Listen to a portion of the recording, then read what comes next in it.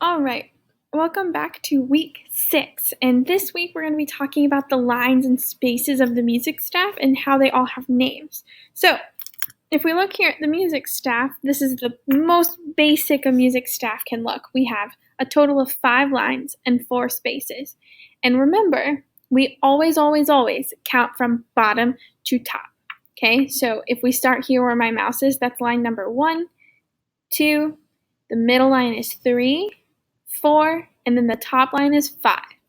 So always remember the bottom line is 1, and then we go to 2, the middle line is 3, and then we go to 4, and the tippy top line is always line 5. The same thing goes with the spaces. If my mouse is here on the first space, and then I go up to the second space, and then up to the third space, and then the top space is space number 4. Okay, so we always go from bottom to top. Now, in order to be able to read music and know these note names, we have to add something. We have to add this symbol. All right, and this symbol that looks kind of like a squiggle is called the treble clef. Some people also call it the G clef. And we call it the G clef. Another name is the G clef because if you look down here where this twirly curly Q is, it curls around the second line, right? And that second line is actually the G line. And so that's why we call it the G clef. And because the treble clef tells us that the second line is G, we now know how to read every other note just because of that. Remember, the music alphabet only has 7 letters: A, B, C, D, E, F, and G. And then we just keep repeating those 7 letters over and over. So because we know the second line is G, we can figure out the rest of the notes. So we're going to start with the spaces. And so there's 4 spaces from bottom to top, right?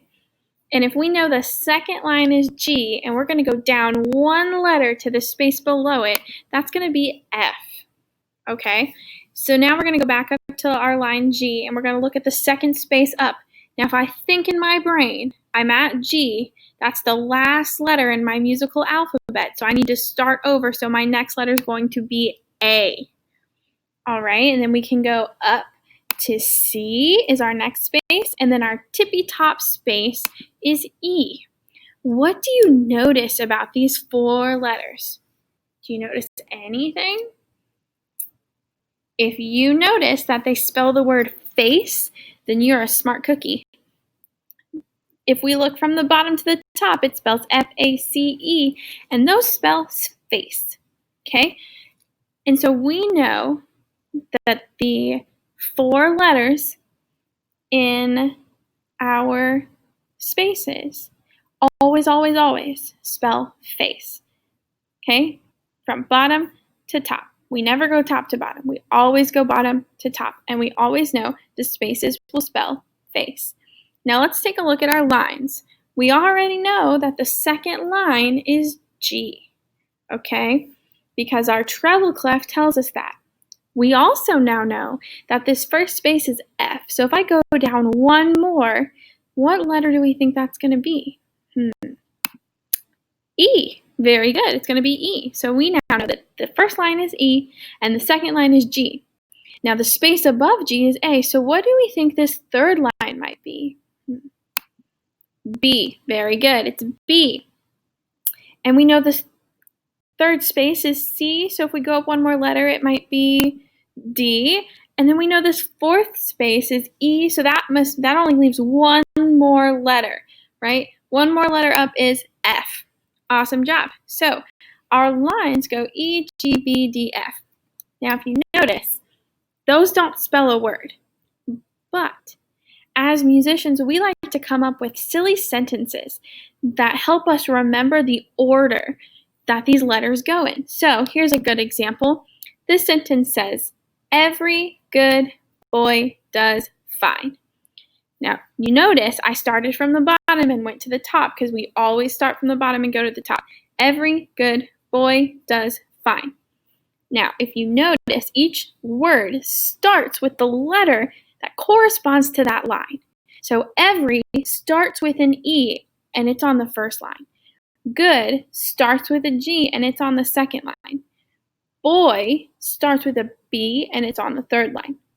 Does starts with a D and it's on the 4th line, and fine starts with an F and it's on the 5th line, right? Another example of a silly sentence might be this: elephants get big, dirty feet, right? And so you can remember that it goes E, G, B, D, F because you think elephants get big, dirty feet. All right? So what you're going to do for me this week on your Empower assignment is here's all the directions that you can read through on your own. Okay? But essentially, you're going to have a screen that looks like this. And you're going to take these circles over here with the spaces in them, and you're going to put them in their correct space. Okay? So if you need a refresher on the spaces, go back in this video to where we covered spaces. Okay? Next, after you've put your spaces into your staff, I want you to create your own silly sentence that you can use to remember all the lines. So remember, my example was every good boy does fine, or elephants get big dirty feet. You're going to double click on these lines to open a text box, and you're going to type in words. And each word has to start with the letter that's in red. So the first word has to start with E, right? Because you're putting the same order as your 5 lines. So it's going to go E, G, B, D, F. And you're going to come up with your own silly sentence. And then when you're all finished with that, you can go back into your locker and hit that circle, make it green, so I can then see your assignment.